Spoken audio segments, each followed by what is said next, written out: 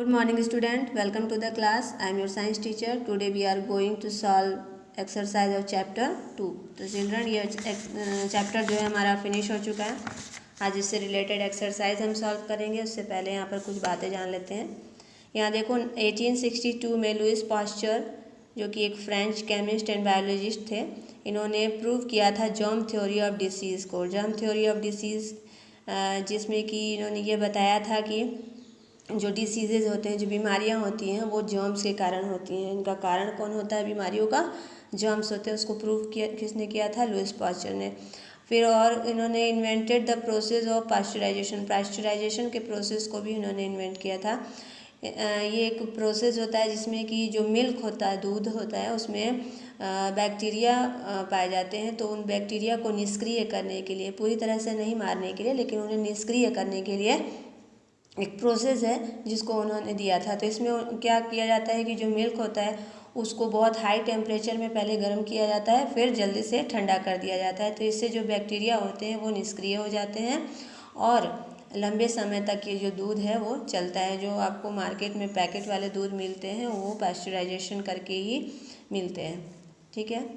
अब है 1952 में डॉक्टर जॉन साल्क, इन्होंने एक first effective vaccine against polio जो डिसीज़ होता है जिसको हम सब ने सुना है, ये एक फर्स्ट इफेक्टिव वैक्सीन उन्होंने डेवलप किया था पोलियो के लिए.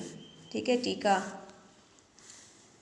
और फिर 1961 में Albert Sabin pioneer the more easily administrated oral polio vaccine. फिर अल्बर्ट सैबिन नेक्स्ट जो साइंटिस्ट थे वो 1961 में उन्होंने फिर easily administrated oral polio vaccine, जिसको OPV कहा जाता है, आसानी से दिया जाने वाला, जो जिससे माउथ के द्वारा दिया जाता है बच्चों को. जो आप देखोगे पोलियो ड्रॉप जो पिलाए जाते हैं, तो इसी तरीके का इन्होंने ये पोलियो वैक्सीन तैयार किया. ठीक है. अब नेक्स्ट जो है हम एक्सरसाइज सॉल्व कर लेते हैं. तो यहाँ देखिए, यहाँ मैंने पहले से ही सॉल्व करके रखा है, तो मैं आपको इसको बता देती हूँ कि क्यों ये होगा. फर्स्ट है underline the correct answer. Correct answer को अंडरलाइन करना है. तो चलिए हम स्टार्ट करते हैं. फर्स्ट करें our body gets energy from daily activities from. जो हमारा डेली एक्टिविटीज़ के लिए, रोज़ के काम के लिए जो एनर्जी हमारे बॉडी को मिलती है वो कहाँ से मिलती है? विटामिन एंड मिनरल्स दिया है, carbohydrates, fats, minerals and proteins, fats and fibres. तो कार्बोहाइड्रेट्स और फैट्स ये दोनों एनर्जी के सोर्स हैं. इन्हें एनर्जी गिविंग फूड भी बोला जाता है. तो फैट्स से भी हमको एनर्जी मिलता है, तो बी होना चाहिए. नेक्स्ट है the undigested part of plant food that helps the digestive system of our body is. ये जो प्लांट्स के पार्ट होते हैं, ये जो फूड है ये प्लांट के पार्ट हैं जो कि हमारे बॉडी के द्वारा अनडाइजेस्टेड, मतलब हमारा बॉडी इसे डाइजेस्ट नहीं करता है, लेकिन ये डाइजेस्टिव सिस्टम में हेल्प करते हैं. तो ये कौन है? रफेज, मिनरल, फैट, वाइटामिन दिया है, तो रफेज होना चाहिए. It is not included in the list of nutrients but we need it in large quantities. इसे न्यूट्रिएंट्स के लिस्ट में इंक्लूड नहीं किया गया है, शामिल नहीं किया गया है, लेकिन ये हमारे बॉडी को लार्ज क्वांटिटी में, ज़्यादा मात्रा में हमारे बॉडी को चाहिए. तो ये ऑयल, मीट, मिल्क और वाटर में से वाटर होना चाहिए. Anaemia is a disease cause due to the lack of. जो एनीमिया डिसीज़ होता है वो किसकी कमी से होता है? तो यहाँ पे कुछ मिनरल्स दिए हैं जैसे कैल्शियम, आयरन, आयोडीन, सोडियम, तो आयरन होगा. लेक ऑफ विटामिन ए में कॉज. विटामिन ए की कमी से होने वाला जो डिसीज़ है वो है नाइट ब्लाइंडनेस. ठीक है, जो रात को कम दिखाई देता है शाम के समय. Which of the following is a communicable disease. Communicable disease, जो डिसीज़ फैलता है एक पर्सन से दूसरे पर्सन को, तो उसका नाम है इन्फ्लुएंजा. ठीक है. अब आता है fill in the blank. Fill in the blank जो है वो फर्स्ट नंबर है the components of foods that are required for the normal functioning of our body are called.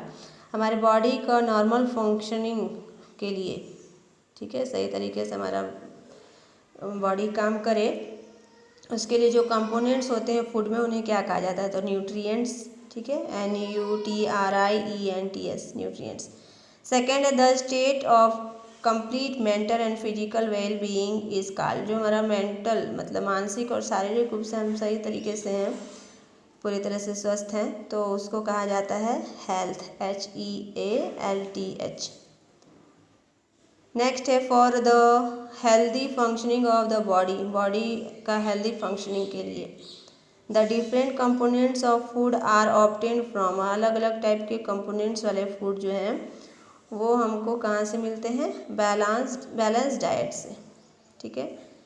When a person suffer from a disease, जब लोग कोई भी इंसान disease से सफ़र करता है तब उसका जो पार्ट होते हैं बॉडी के वो वर्क नहीं करते हैं सही तरीके से, तो डिसीज़ के कारण ऐसा होता है। Substances that can kill bacteria which cause disease are called antibiotics, ऐसा सब्सटेंस जो कि बैक्टीरिया को किल करने में मदद करता है, जिसके कारण बीमारियां फैलती हैं, तो उनको कहते हैं antibiotics, ANTIBIOTICS। A disease can be defined from specific signs known as, जो डिसीज़ होता है, बीमारियां जब होती हैं तो उनको पहचान करने के लिए जो खास तरीके के लक्षण होते हैं उन्हें कहा जाता है सिम्टम्स, SYMPTOMS। नेक्स्ट है match the following. Match the following में राइस है, राइस के लिए होता है कार्बोहाइड्रेट्स, यहाँ पर जो दिए हुए उससे रिलेटेड है, राइस में कार्बोहाइड्रेट्स होता है तो हम लगा लेंगे। मिल्क, मिल्क में क्या होता है, कैल्शियम।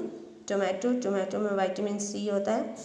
HIV जो दिया है ये एक वायरस है जो कि एड्स वाला डिसीज़ के लिए एड्स डिसीज़ का वायरस है। फैटी फूड्स, फैटी फूड से ओबिसिटी होता है, ज़्यादा फैटी फूड खाने से मोटापा हो जाता है। ग्वाइटर, ग्वाइटर एक डेफिशिएंसी डिसीज़ है जो कि आयोडीन की कमी से होता है। नेक्स्ट है नेम द फॉलोइंग, तो हमको यहाँ पे नेम बताना है। Disease that can spread from one person to another, एक पर्सन से दूसरे पर्सन को फैलने वाली बीमारी को हम कहते हैं कम्युनिकेबल डिसीजेज, ठीक है।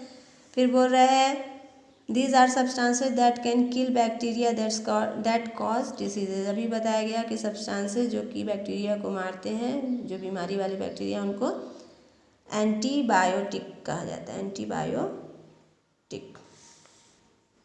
Disease that do not spread from one person to another, ऐसा बीमारी जो कि एक पर्सन से दूसरे पर्सन को नहीं फैलता है, तो non communicable diseases. Substances containing carbon that are essential in small quantities for the normal functioning of the body, substances, ऐसा सब्सटेंसेस जो कि कार्बन होता है जिनमें, और ये हमारे बॉडी को थोड़ी मात्रा में चाहिए होते हैं ताकि हमारा बॉडी जो नॉर्मल फंक्शन कर सके, तो वाइटमिन्स होगा इसका आंसर, वाइटमिन्स।